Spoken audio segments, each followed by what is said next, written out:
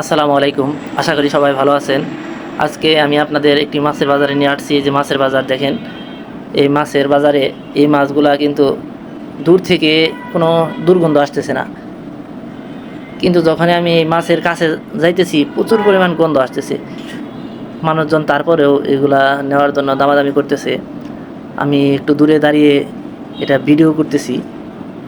দেখতেছি যে এই লোকটা কিভাবে মাছগুলা বিক্রি করে। তবে একটা জিনিস কি দেখেন, অনেক সময় কিন্তু মাছ কাইটা বিক্রি করে।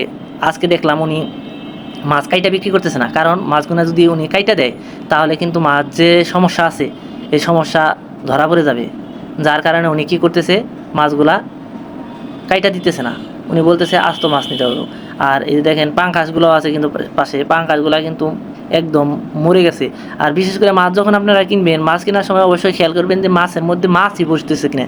যদি মাছের মধ্যে কোনো মাছই বসে তাহলে মনে করবেন যে এই মাছগুলো আসলেও ভালো নাই, এই মাছগুলো কিনা যাবে না। যদি ওই মাছগুলো আপনি কিনেন তাহলে নিশ্চিত আপনি ঠকবেন।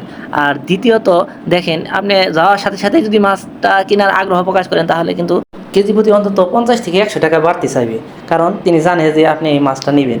এই জন্যে মাছ যখনই আপনি কিনবেন, যাওয়ার পরে একটু ভালোভাবে দামাদামি করে নেবেন। তারপরে সেই জন্য আপনি যখন মাছ কিনতে যাবেন তারপর একটু দেখে শুনে তারপরে কিনবেন। বিশেষ করে মাছের কান ছিঁড়ে, এই যে মাথার এই দিক দিয়ে কান ছিঁড়ে দিয়ে একটু দেখে নেবেন যে মাছ ঠিক আছে নি। যদি কান ছিঁড়ার নিচে গাইলসে যেটা আছে, যেটা দিয়ে মাছে খাবার খায়, ওইটার ভিতরে কিন্তু লালচে ধরনের একটা থাকে, ওইগুলা যদি থাকে তাহলে কিন্তু আপনি এই মাছ লালচে থাকে তাহলে কিনবেন। যদি ওইটার ভিতরে ঝুলে ঝুলে ধরে যায় তাহলে আপনি এই মাছ কিনবেন না। যদি এই মাছ তারপরেও কিনেন তাহলে কিন্তু আপনি বাসায় নিলে খেতে পারবেন না রান্না করে, কারণ এই মাছটা তখন কি হবে, হয়ে যাবে। দেখেন এই মাছটা কিন্তু উনি বিক্রি করছে, মাপতেছে, মাপার পরে বিক্রি করতেছে। বিক্রি করার সময় উনি অন্যটা দেখেন, ওইটা হাতাইতেছে, ওইটা কিন্তু নিচে দিলে ওইটা মাইফা দিলেই তো পারে, কিন্তু ওইটা একটু শক্ত উপরে রাখছে।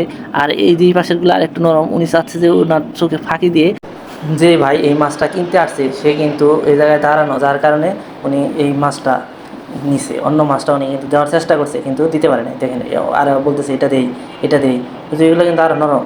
উনি প্রথমেই কিন্তু একটা করছে, দেখেন উনি কিন্তু চালাকি করে মাছটা কাটতেছে না, আর বলতেছে যে কাটা যাবে না, আমার কাছে কাটার নাই। কিন্তু আমি অবশ্যই দেখছি ওনার কাছে এগুলো সবই আছে। উনি ইচ্ছাকৃতভাবে কাইটা দিচ্ছে না। আর এই যে এই পাশে উনি ওই মাছটা নিয়ে আসলো, আইসা মাইফা দিতেছে যে এই ওনার কাছে দাড়িপাল্লা নাই, এটা বললে এই পাশ থেকে মাইফা দিতেছে।